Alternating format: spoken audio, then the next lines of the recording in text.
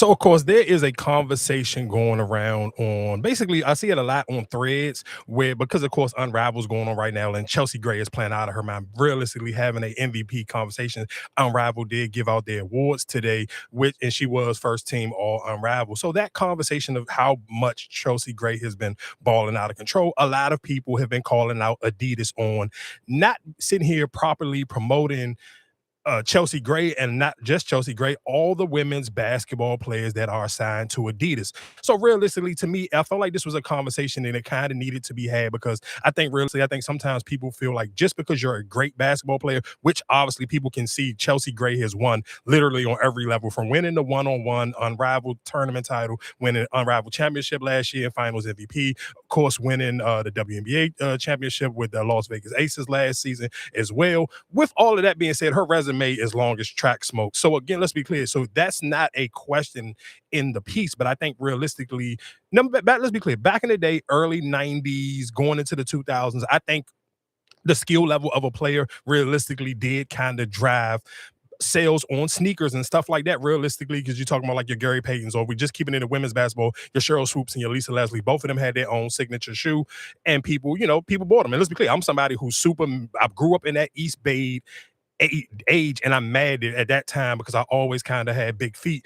Women's basketball shoes never went up to my size. They kind of always stopped. Where nowadays they do kind of go up to a larger size, which is very like I appreciate it, of course, because you can see behind me I have Angel Reese's and I also have Anthony Edwards, and that kind of wanted me to tie that conversation in as well. Is like I think people are giving Adidas too much credit for Anthony Edwards and not giving Anthony Edwards enough credit for being Anthony Edwards. Because I think Adidas has a huge, I mean, if you're someone just off of pure basketball skills, Adidas men's, I can argue that they probably better than realistically some of the Nike men athletes. You some of they got James Harden, they got Damian Leonard, they got Donovan Mitchell. So just keep it on those 3 or 4 players. You should think realistically Adidas should be moving crazy sneakers. Let's be clear. And I go to LA Fitness, of course, and I go to a bunch of different LA Fitnesses, and I always just pay attention to what people are wearing in on the basketball court when they're playing basketball, just to see, kind of see what shoes is comfortable. Let's be clear, a lot of people do play in James Harden shoes, but Adidas doesn't do a great job at promoting James Harden. James Harden does not have a commercial. I've seen that Aaliyah Boston commercial a million times. But if we just being honest, and this is not no shade to Aaliyah Boston, I don't think Aaliyah Boston has the personality to have a signature shoe. And I think that's realistically with a lot of the Adidas athletes outside of Anthony Edwards, and that's why it feels like Adidas is putting so much effort into Anthony Edwards. That's not the case. Anthony Edwards is Anthony Edwards, and realistically, and that is what is pushing that whole conversation because Anthony Edwards, I've never seen only Anthony Edwards commercials I've actually seen on TV is his Sprite commercials. I've never seen a Anthony Edwards Adidas shoe commercial, like especially as much as I've seen this Aaliyah Boston commercial. I've seen this Aaliyah Boston and her mom doing her hair commercial. I no exaggeration, probably over 1,000 times. And I don't even watch TV like that unless I'm regular cable TV, unless I'm watching sports. So realistically, that lets you know that they are spending money on promoting their women. But I think sometimes people feel like just because you're a great athlete, you're supposed to have a signature shoe. I don't think that's the case because how many people are running out to sit here and let me go get a pair of Wimbies? Like think about realistically. And I'll play a couple of clips from people that I've seen on social media, and I'll even play a clip of Rich Paul kind of breaking down what a signature athlete looks like. And even if it's a guy who does, I want to say he used to work at Adidas. His name is Beamer. I want to say he may still work at Complex. I can't remember 100% positive, but just still with all that being said, I think a lot of people don't understand it's not just off of the skill of basketball on how and why people will buy a signature shoe. Because even if you think about it, even with Adidas, before Anthony Edwards, the most popular Adidas shoe, and they still had all these people already. Think about it, they already had Dame, they had Derrick Rose before, they had Kobe before, they had all of these other players. And I live in the DMV area. They had John Wall. They didn't had what's my other man name? Gilbert Arenas. They had all of them. Realistically, and I think the only pair of John Walls I ever bought is because he did a collaboration sneaker with a small sneaker boutique here. It's called Majors. And that's way back in the day. You got to probably do your Googles to even remember, like in the 2000s when Majors was like a huge sneaker thing in the DMV area. and realistically, they probably were one of the bigger sneaker stores on the East Coast. Is located in Georgetown in Northwest Washington, D.C. For people who are not familiar, you want to do your Googles. So that realistically was the only pair of, and it's so funny that I had that jersey, that John Wall jersey, because I mean that John Wall sneaker, because it kind of reminds you of this Angel Reese rose joint. I remember that it had like different little rose patterns on it, and it kind of was the same as that colorway as well. So with all that being said, I just don't think that some of those players that they have, i.e., and think about it, even for, and I've seen a lot of people, and maybe that's because Candace Parker has rubbed people the wrong way. A lot of people are going super hard on Candace Parker. Oh, you the president of women's basketball at Adidas, and Chelsea Gray supposed to be your best friend, and you and this, that, and the third with Aaliyah Edwards is assigned to Adidas as well, and so is Aaliyah Boston. If we're being honest, all of those players, you can sit here and say all of those players are great players. I don't think that those are players that move the needle enough to make people want to go buy a signature shoe. And that's why I'll play the conversation between, matter of fact, let me play this young ladies. I kind of want to know if I want to. Matter of fact, I'm gonna go Rich Paul first, and then I'll go to the young lady. Very few players get quote unquote a signature shoe. If you do get a signature shoe and you want to maintain that signature shoe positioning, then that's where the business comes into play. Some people think if I have a logo and that's on my shoe, then that's a signature shoe. That's not true. That's what you call a PE, like a player edition. Most shoe companies, if you get to the point to where you are consecutive all-star or all NBA player, it then takes you to the place of you can have a P, what they call a PE, which you get your logo on a silhouette that the company is pushing. A signature shoe is literally your shoe. This model of the shoe is tied to that athlete. The signature shoe business is not what it once was. I get the fact that guys should want to have a signature shoe. And once you get a signature shoe, it's a lot of responsibility on the athlete to lean into the brand. You have to really be a partner. You have to show up. You have to perform and produce on the court. You have to lean into your deliverables off the court. And it's a lot. It's a lot. So I know everyone wants it, but it's a lot that comes with it. Very few players.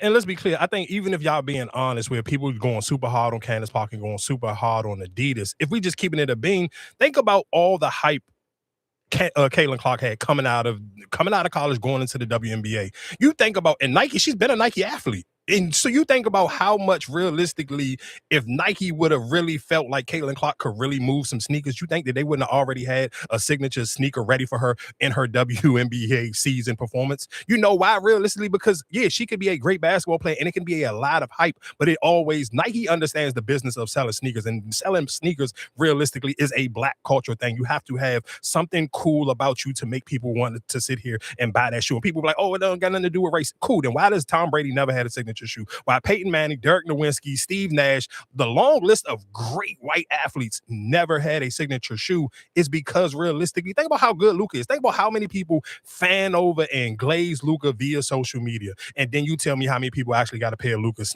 Jordan shoes. They don't. It's not a thing. So again, like I said, I think sometimes people can get the things mixed and screwed. And I think sometimes it's almost a backhanded, like, diss to like your Angel Reese's and your Asia Wilsons on maybe you feel like, oh, well, Chelsea Gray or Kalia Kopp or Satu Sabali or whoever else is signed to Adidas, these women should have a signature shoe. I think Asia Wilson is just God level basketball skill. So I think her skill level and just how people just praise her is going to always kind of move the needle. And she has a older audience that kind of like really bang with her. Like, I've seen how many, like, for people to be able to keep up with how many colorways she didn't already put out. And I'm talking about I follow some people on Threads who have not missed a Asia Wilson color, period. I'm talking about they got literally every single color. So I think you underestimate some people's fan base and the age group of some people's fan base. And again, where somebody may be like, oh, all of these women, if you feel like, let's just say if you feel like every Adidas woman's athlete is better than Angel Reese. Let's just keep it on Angel Reese because I got endless Angel Reese jerseys, sneakers, all of that. They do not get people out of the bed and up. Even if you're talking about just off the strength of the hate, if you paid attention, if you've been actually watching Unravel and just watch how the peak of the bots and the trolling and all the conversation that came back in the last 3 games Angel Reese played, that's still for good or for worse, even with the hate and just the extra stuff, that moves the needle. If there's nothing, if nobody's talking about it at all, it's kind of like, why would I spend the money to sit here and give somebody a signature shoe? And I think sometimes when people get so like, and I'm cool, and I love the fact that all these women are even getting people to have this conversation via social media, because you feel like these women deserve the shoe. But then I will ask you is like, realistically, do you think all of them could move the needle to make people want to go about? Like, let's be clear. Even again, going back to Caitlin Clark, Nike didn't put out some stuff with her. You haven't seen nobody wear it. Or if people who even, and I say this all the time, even when you look at the Indiana Fever, they always keep throwing it in your face. Or like, oh, look how crazy the sold out the games is. You have never seen a picture of those games and made you be like, oh, I want to go to one of them. Because there's levels to who's wearing your stuff and who's showing up to certain things, where some things just be like, I would never will go there. And it'd be certain things that just make people want to run out. Like, you haven't seen a bunch of cool people running around with whatever Nike has put out for Caitlin Clark. That's just not her thing. It just hadn't happened. And that's not no shade to her, but she just does not move the cool needle. Yeah, people can sit here and gas you up on ESPN. Nobody thinks that somebody at ESPN can make somebody buy a sneaker. Because if that was the case, Stephen A. Smith would have a sneaker. And I know I'm kind of bouncing around a little bit, but I'm just telling you, I think a lot of y'all are being, and I understand why people are hard on Candace Parker. She kind of opened that thing up to herself. But think about it, even for Candace Parker, before all of these newer athletes that came in, Candace Parker had a signature shoe at Adidas. I would ask people who feel like all these other women who signed to Adidas, all I would ask you to do, and you can easily shut me up, is just take a picture and let me see you with your Candace Parker Adidas. And she had a cool color wave at one point in time. Like, she had that, it was like an orange. I want to say that was like her first jump. It was like a fire little orange color wave. How many people had it? How many people got it? I will ask you, how many people actually even have a Candace Parker jersey? Even think about even for somebody like Aaliyah Boston, as much as they run that Adidas commercial for her, and for her, the fact that she played on Caitlin Clark's team, and even when you're sitting here talking about how that fan base kind of don't turn over to other players on their team, like, think about it, like, realistically, you could probably go on an Unrivaled website right now and still go buy you a Aaliyah Boston jersey. And she been hooping this season. And again, I see a lot of people even trying to not give her credit, bro. She been hooping. She been hooping in this Unrivaled joint where it's kind of like, damn. I even seen, but again, because that team that her regular WNBA team that she plays for doesn't attract cool. It doesn't go into cool via social media. I even remember I seen a joint applies. He was on Twitter, and this was, I forgot what game. It was after Unrivaled. It might have been after the Philadelphia Unrivaled game. And he was like, you can't tell me there's not a team realistically with an offense shouldn't run through Aaliyah Boston. Because that's how crazy she been playing. She had some crazy games where I kind of understood what he was saying, but then I understand also how the fan base is attached to her won't generate over to being cool via social media. So you won't never get the people that feel or gives off the aura of being cool. You won't never get them attached to that name. So realistically, how could you just drop like you need the cool? I'm sorry. I hate to tell you that the big, and that is why the biggest shoe for Adidas in the last 10, 15 years has been the Yeezys. You can't sit here. Think about how, and if you, again, you sit here talking about just like how media tries to trash people or things like that. Think about how bad the media has tried to trash Ja Morant. Ja Morant arguably has the hottest signature shoe out right now. Between him and Anthony Edwards kind of running neck to neck. And I don't even know if Ja Morant even played the 20 games this season. But them Ja threes is flying off the shelf. And that's why Nike constantly keep dumping out endless new shoes. Like, no, they think about how many colorways. You can even do the custom Jaws, and that's how much they've been playing around with. Think about how many people try to sit here and say, oh, LaMelo Ball, this and the third. I promise you, there's not a gym in the United States of America you can walk in and you're not going to see at least two people with some LaMelos on. Like, so just think about what I'm sitting here saying. Like, and Breonna Stewart is a Puma athlete as well. I believe she might even have some of her own signature shoes. I can't remember. But you're not going to sit here and see, and she didn't want more championships than LaMelo Ball, but you're not going to go nowhere and you see more people with Breonna Stewart's on their feet than you're going to see with LaMelo Balls. And he got up, and he's a Puma athlete. They don't run a bunch of crazy commercials for LaMelo Ball neither. His thing is just a cool thing. Kids think LaMelo Ball is cool, so kids will make their parents buy the LaMelo Balls. Again, I'm saying even the same thing with Ja Morant. Ja Morant ain't never won nothing, but Ja Morant still moves the needle on cool. You can't sit here. There's no company can get behind and make you cool. You either got it or you don't. Nobody's running it. Like, think about how all the hype around Wemby, or think about the hype around the Joker. You're not looking for a pair of the Joker sneakers. Nobody think about the Joker is arguably, if you listen to any sports basketball commentators, you've never heard anybody sit here, and much as they sit here and talk about the Joker, it could be the greatest center of all times. There's not a person that you personally know that will sit here and go buy a Joker sneaker. You may not even know, unless somebody who live in Denver, you might not even know somebody with a Joker jersey. But you know endless people with a Melo jersey. Think about what I'm talking about. And I'm not talking about LaMelo Ball. I'm talking about Carmelo Anthony. Think about how many people had that Carmelo Anthony Denver Nuggets jersey. Think about those Jordan 2s. Everybody, if you older enough to sit here, remember when them Jones originally came out, when Carmelo Anthony was playing for the Nuggets, everybody had that Carmelo Anthony. You either had the replica Nike jump, or you had the real Stitch jump, but you had them to go with your Jordan 2 Carmelo Anthony's. You're not thinking about, they both wear the same number 15. They both still play for the Nuggets. You're not, and I can argue that the Nuggets may got some cooler jerseys now than they had when Melo played. Nobody's running to sit here and go get a Joker jersey. I think sometimes people get, because the internet is not no real conversational setters, nobody's keeping it a bean when you're sitting here talking about what makes people buy stuff, what makes people buy sneakers and things like that. It's not just about a skill level on the court, because if it was just about a skill level on the court, then the Joker should have the highest selling sneaker. Like, let's keep it a bean. Wemby should be Nike's #1 sneaker dude right now. But right now it's Ja Morant, and then probably after Ja Morant, if we keep it a bean, it's probably Asia Wilson. It's not the new LeBron. It ain't probably been the new LeBrons in God knows how long. Think about the biggest conversation piece for LeBron was when LeBron was catching backlash for the MLK hotel situation. But again, I can play a little clip. Why is making a brand new sneaker from scratch a risky business? Well, the answer is in the numbers. And the first problem is the cost. Creating a brand new sneaker from scratch is a huge gamble. Before they sell a single pair, brands have to pay for the steel molds. And a single metal mold for the bottom of a shoe costs thousands of dollars per size. To make a full size range, you need about 15 of them. So just to cut the steel, a brand spends $40,000 to $75,000 before they even start stitching the fabric. And if the shoe flops, the steel is useless. It's just expensive scrap metal. Then you have to look at the calendar. Sneakers move slow, trends move fast. The standard timeline is roughly 18 months from an idea to the store shelf. So let's do the math.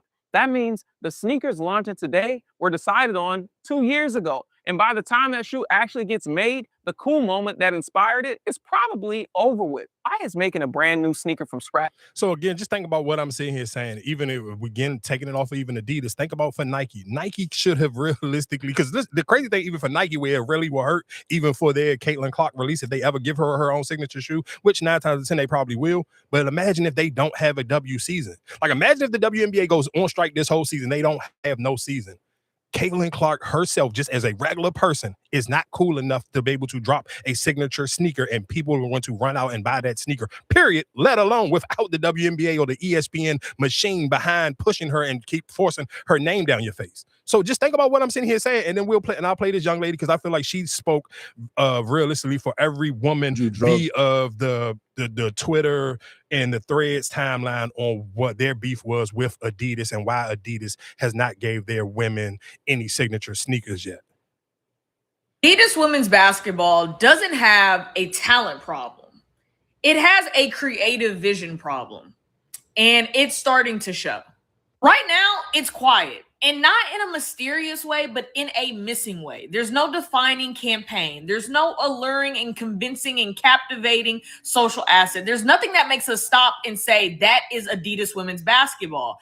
And at a time like this, when this league is becoming even more popular, you can't be quiet. You can't afford to be absent. You have to be at the forefront of building a storyline and things that make us stop and say, that's Adidas women's basketball, and I want to be a part of that, and I want to know more about it. And right now, Adidas women's basketball. Let me just pause it real quick right there where she was at. And the reason why I sit here and say, even just kind of just like pay attention to what Reebok is doing with Dejanay and doing with Anissa Monroe right now. Like, they don't have their own signature shoe, but they're giving them basically what is it? It's called the Engine A 26. Because Dejanay is Dejanay, and she has so much swag off the court, she has so much personality on and off the court, people are already just getting hyped about her doing her photo shoots and her even using somebody like an Arrogant Tate. For people who think that is not a big deal, then you kind of just not really locked in onto pop culture or reality TV culture, because he is a big figure from doing Nicki Minaj here, Meg Thee Stallion, Cardi B. So for her to be having her photo shoot and him in the actual photo shoot doing her hair and those things, that trickles down to a different audience, because that audience realistically, and I say this all the time, even about what's going to take women's basketball to the next level, is when women's basketball can kind of tap into the the baddie culture. And when I say the baddie culture, I mean not necessarily people who watch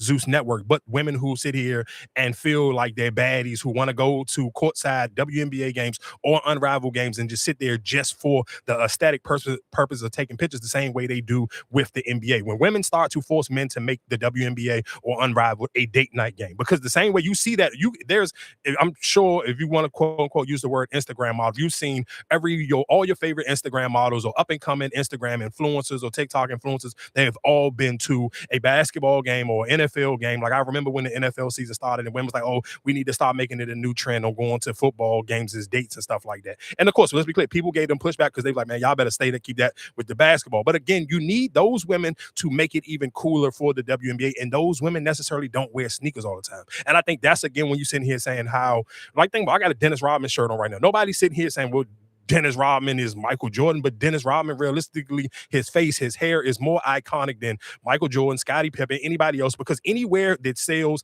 t-shirts, like graphic t-shirts, they all have a Dennis Rodman style t-shirt. It doesn't matter. This was from PacSun, but you can go into PacSun, you can go into Walmart, you can go into Target, you can go into anywhere. If they have any license to any type of like basketball affiliation, 9 times out of 10, they have a Dennis Rodman shirt from Supreme, anything about, just go up and down. Think about how many different variations you have seen of a Dennis Rodman t-shirt.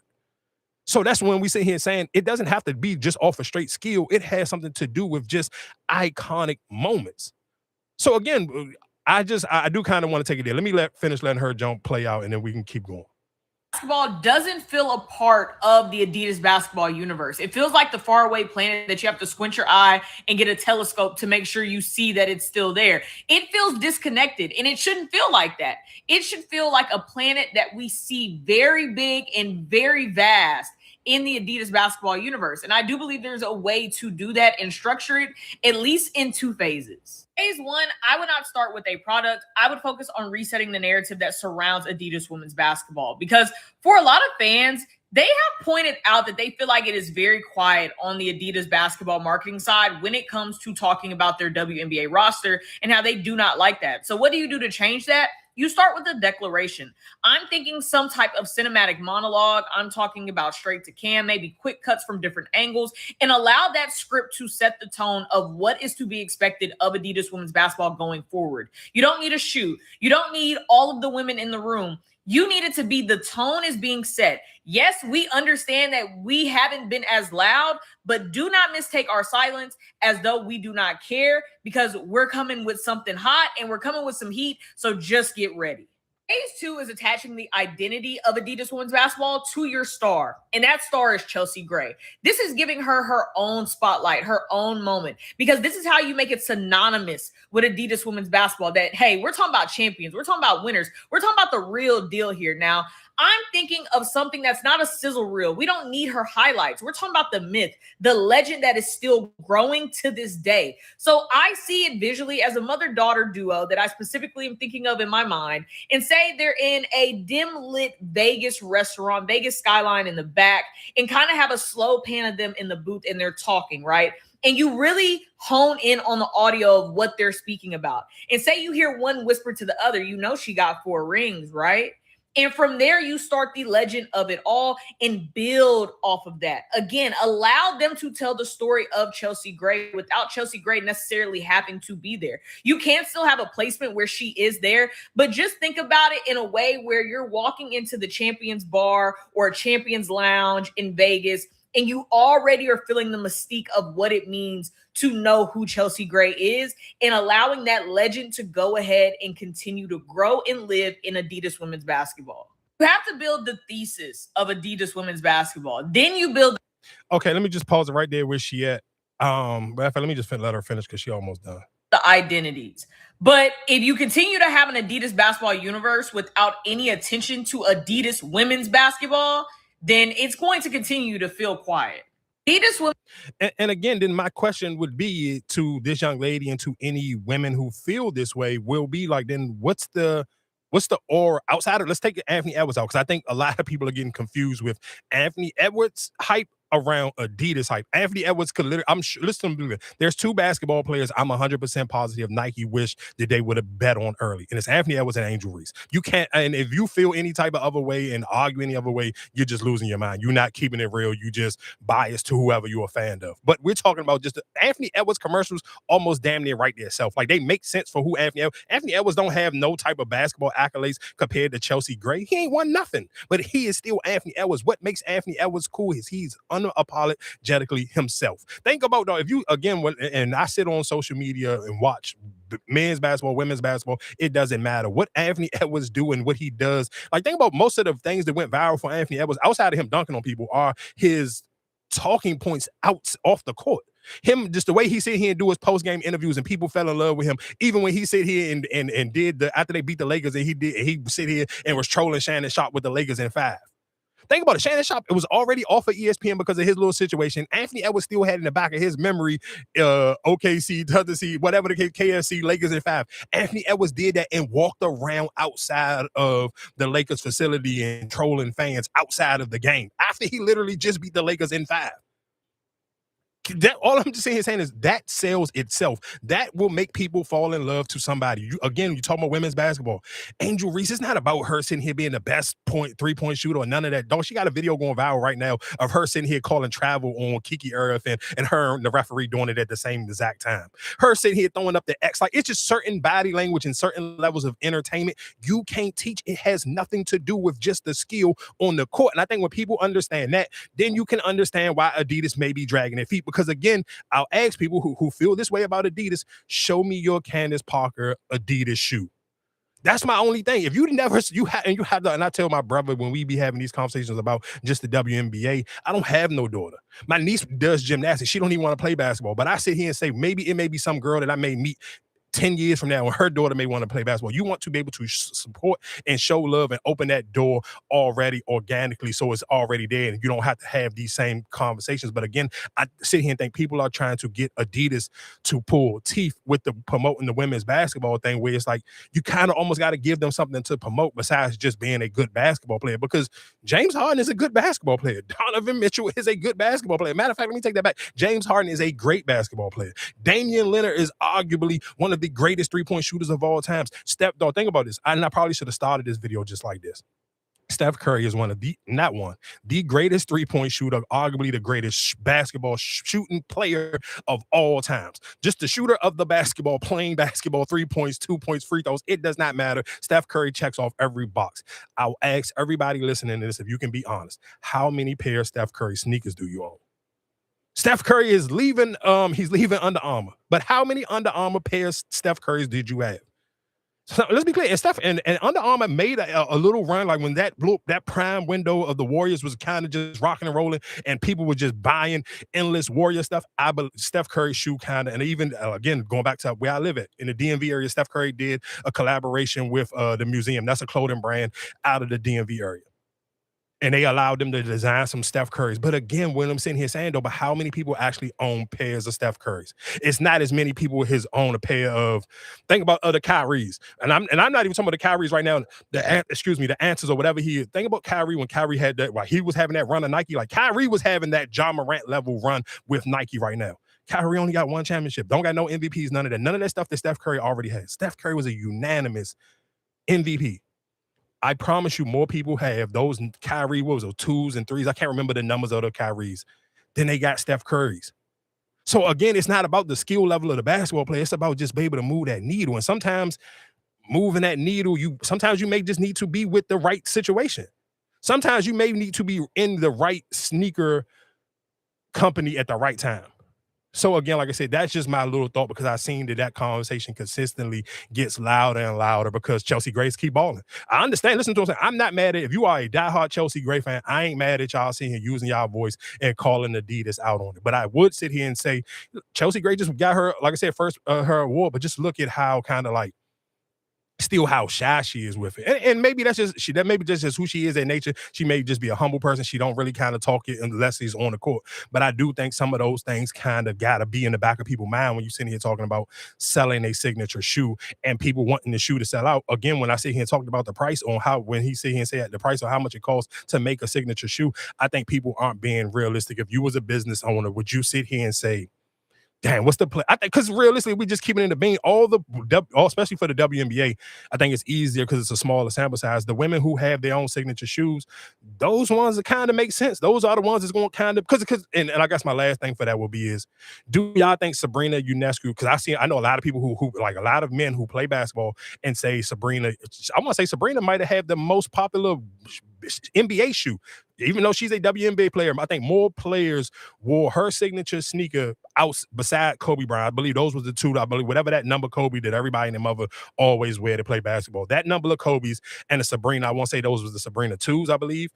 Those was realistically the most popular shoe. Whenever you do that, when they do the little stats and they show the numbers of how many players was wearing it in the NBA season, Sabrina was right after Kobe's. But if Sabrina was an Adidas athlete, I don't necessarily know if Sabrina's shoe would have been as popular as it is a Nike, because Nike's kind of already done the work.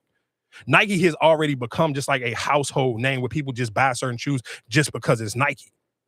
So again, like I said, but to me, I feel like Asia Wilson could be with anybody and people will buy it. But again, that's another reason why you have to give Angel Reese way more credit. Nobody was thinking about Reebok, wasn't worrying about no Reeboks. Dog, I've literally got 3 pair of Reeboks now and waiting for these 2 other colorways to drop in March. But that's because it's a difference between who actually moves the needle, where it's like, the brand don't make the player make the brand. And the brand is just like, you will be almost like, sometimes we're like, you would be ridiculous if you had Angel Reese as a signature athlete and didn't put out a shoe for her. Like, that wouldn't even make sense. But again, going back into Nike, think about how they dragging their feet for Caitlin Clark, because in their mind, it's a lot of pressure. You don't want to fumble that ball. But then I'm sure in the back of your mind, you're still questioning, like, is she gonna be able to move like Asia or move him like Ja? 9 times out of 10, if you want to sit here and just say, for fans of Indiana Fever, go again, Google an Indiana Fever game. Just Google the pictures. Nothing about those people sitting front row all through the crowd make you be like, oh yeah, I want to wear the same type of sneakers that they wear. Like, let's be real, dog. Like, again, but again, that's a different conversation for another day. I hope this kind of helped make the conversation a little bit easier to have.